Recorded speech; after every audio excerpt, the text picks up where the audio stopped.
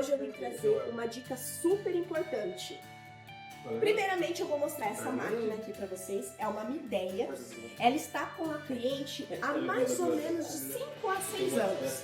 Nunca tinha dado problema, porém, olha o detalhe aí. A cliente falou que de uns dias para cá isso começou a fazer um barulho. E ela imediatamente parou de usar a máquina e trouxe aqui pra gente.